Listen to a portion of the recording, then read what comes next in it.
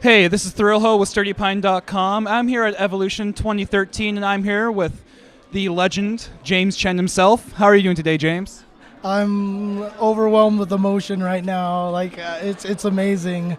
So I mean, we just finished Evolution, and every year it blows my mind that it keeps happening every year, and it keeps getting bigger like this. And just what happened this year was just the most amazing thing. I can't it feels like a dream to me right now. I feel like I'm gonna wake up at any point in time. So, what are the games that you commented on this weekend? I did a lot of Street Fighter 4. I did a little bit of Marvel during the course of the weekend. I did like one game of Injustice, and I did some Super Turbo for the side tournament, and of course I also did some Smash Brothers as well. So. Yeah, with Smash, I was in the big room when they had the stream going on. Like, hear everything. You were into it. Like, into it more than I've heard you into a lot of things.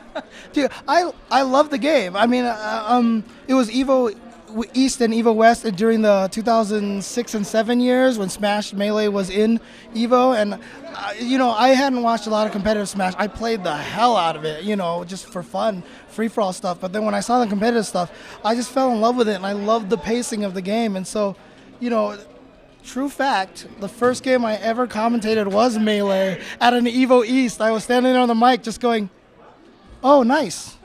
Oh, good stuff." And that was about it. But no, I've always loved the game, and so it was a dream come true for me to actually be able to do some commentary for it. What do you think of the grand finals? Because I'm an Ice Climbers guy myself, so Wobbles, that made me so happy.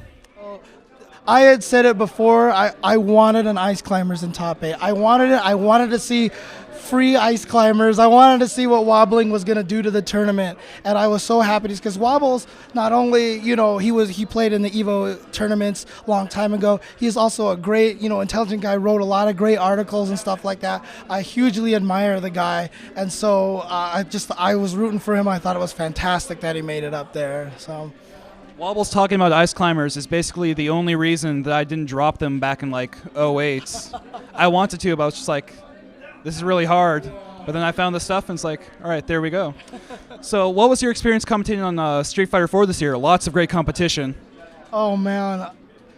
Friday night, semifinals, quarterfinals, every match was a top 8 match. And it was just the most ridiculous thing. Like, after all that went down, I was just like, how is this even going to get any better than Friday? Have we just, ruined it by having everything so hype on Friday that, the rest of the weekend's actually going to be a letdown? And, no, it just got better. And then even after Marvel, after that Justin run there, after that ended, I was like, yo, I don't know what Street Fighter's going to do to top this, but then Street Fighter was amazing as well. So it was just so much fun. I had so much, every year I've done the Street Fighter 4 for top 8, and I do it because I love it and I enjoy it and I get super hype, and I don't know, it's like there's never a bad experience. So. So how exactly did you get into commentating in the first place? Because that's what everybody knows you for.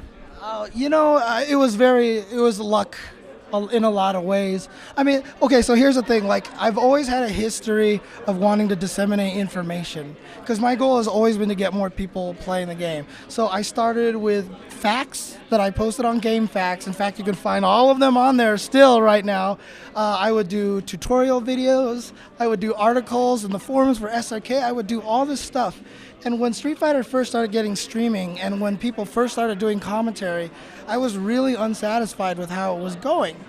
But I'm the kind of person that I hate talking smack on people without trying it myself, because it's always a lot harder than it looks, right?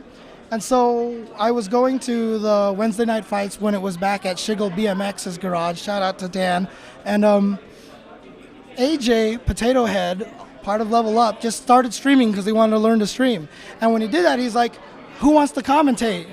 And I was like, you know what? I cannot possibly get mad at commentators until I try this myself. And I sat down, and it was the hardest thing in the world. It was so hard. You just sit there, and you're like, you don't even know what to talk about. You don't even know what to say. But, thanks to the Level Up crew, they just let me keep doing it week after week. And it just snowballed from there, So like I said, kind of a lucky situation, right place, right time. But, I've always had the goal of trying to educate people, bring more people into the community. So that's kind of where it came from. I had another question, but now I kind of want to sidetrack. It's got me curious. What FAQs did you write for GameFAQs? I started, the very first one I wrote that got kind of semi sort of read was the X-Men Children of the Atom combo fact, because nobody really understood. Yeah, nobody really knew the combos in that game. And then Marvel Superheroes, it got bigger. And then X-Men versus Street Fighter was even larger than that. Then I did Alpha 3. And then CVS 2 was like the coup de grace of my facts. Because like on Microsoft Word, it was like over 100 pages long for that game. So I am 100% certain. As a kid with a Saturn, I looked up that Children of the Atoms FAQ. Now that you say it, yeah, and it was like talking about, and you know, a lot of those terms I had to make up. Launchers, OTG, I actually made up that term. That's now like all over the fighting game community in those facts and stuff like that. So. what would you say it takes to make a good commentator? Because I've tried commentating myself when people want me to do their streams, and I consider myself a good speaker, except for right then and there. So that stuff happens to me all the time. How do you avoid this kind of stuff? Practice. Just keep doing it. And I mean, I stutter all the time. I'm always like, I did blah, blah, blah, blah. And people, they call me out on it a lot. So, but I mean, honestly, being a commentator, I always just say, be yourself. Just don't try to copy anyone else. Don't try to be Yipes. God forbid, don't try to be me, because one of me is already enough bad jokes for the internet, you know. And you know, focus on the why, not the what. You know, always try to explain things. And then, you know, I say this every time someone asks me this question: just make sure you have a thick skin, because it gets brutal out there. So. Right. Great advice. Thank you so much, James Chen.